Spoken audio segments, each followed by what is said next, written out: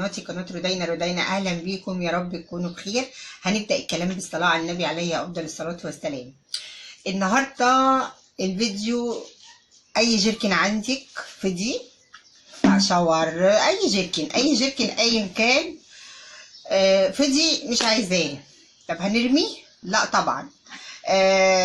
الفكرة مش جديدة عليا، الفكرة بقى لها سنين في الجروب، بس قلت ايه اقعد اعيد حساباتي كده واشوف ايه اللي ما عملتوش في الجروب، ايه اللي عملته في الجروب وما عملتوش في القناة بتاعتي. هنستغل النهاردة الجيركن ده استغلالين، حاجتين، يا رب يا رب تعجبكم الفكرتين. طيب هنسمي الله وهبدأ كده بقى اشوف انا هقص ايه ولا هعمل ايه.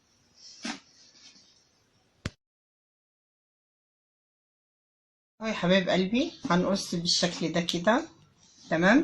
اهي قلم عندك وهتجيبي قطر كده وبالراحة خالص تبدأي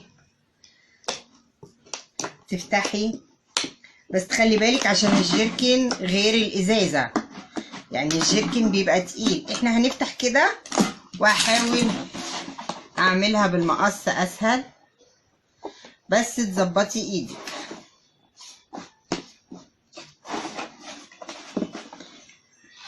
عشان ايدك ما تسرحش كده او كده.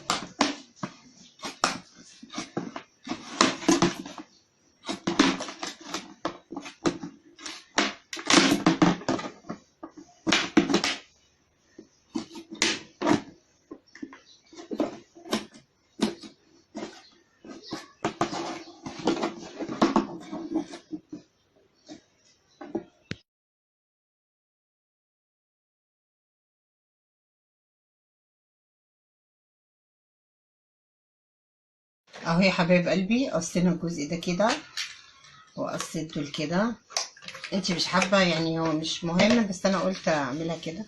وقصيت دول برضو كده، وهنيجي نعمل دول كده نفتحها.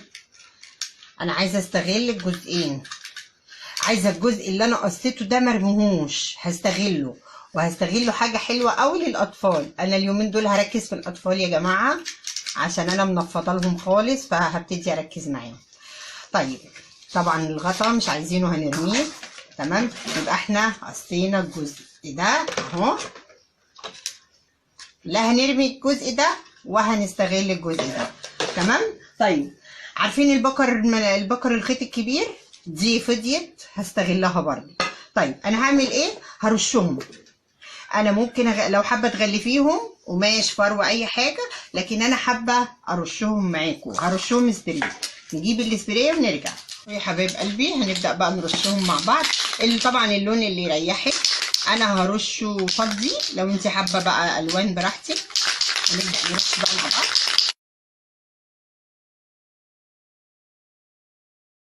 اهو يا حبايب قلبي رشيناهم نشفوا اهو، وادي بكرة الخيط. طيب انا مش حابه اسيبهم كده، هو ممكن لو انت حابه تسيبهم كده براحتك، لكن انا بحب اروش كده المواضيع.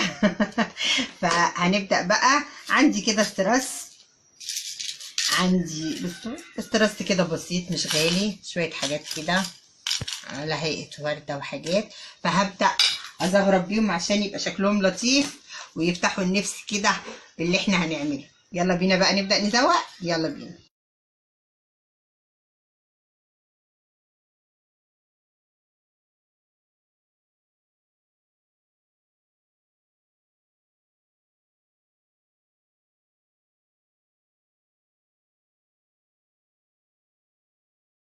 يا حبيب قلبي بعد ما اديته كده شوية استرست كده وحاجات اهو، ودي البكر المناديل الفاضية واهو الجزء اللي اتعمل.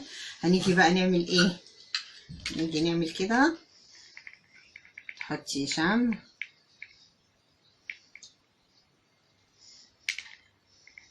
صحتي الشمع كويس عشان يلزق حلو كده، وتيجي بقى عاملة ثبتها كده اهو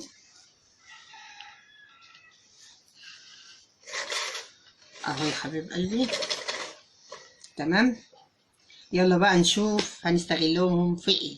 اهو يا حبيب قلبي عملنا حامل للكتب اهو مفيهوش اي حاجه. وعملنا حامل للاقلام اهو، ودي حطينا ورده وعملنا شكل لطيف. مش حابه تحطي الورده برضو شكله لطيف، حطيتي الورده شكله لطيف. يعني في كلا الحالات شكله لطيف. طبعا يا حبيب قلبي الكلام المعتاد، لو الذوق مش عاجبك اوعي تعملي زيي، اعملي الاحلى.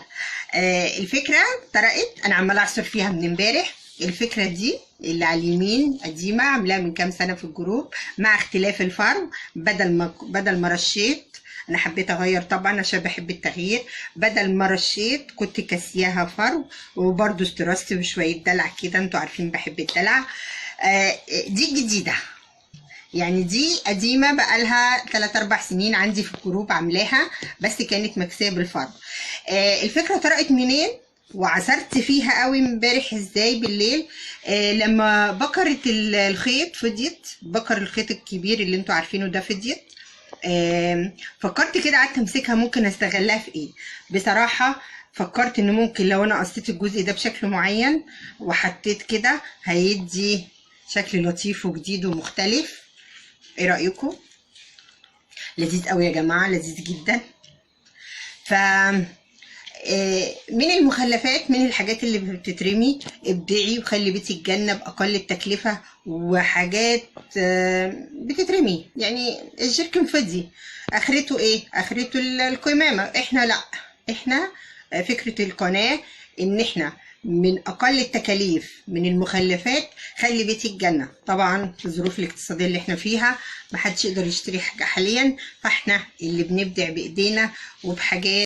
يلا زي الفل زي الفل. يلا الفيديو عجبكم وقناة ابداعات رودينا بتفيدكم. اوعوا تنسوا الشير واللايك والسبسكرايب، وما تنسوش تفعلوا الجرس عشان يوصلكوا كل جديد، وانتظرونا في فيديو جديدة وابتكارات جديدة. ابداعات جديدة. باي باي.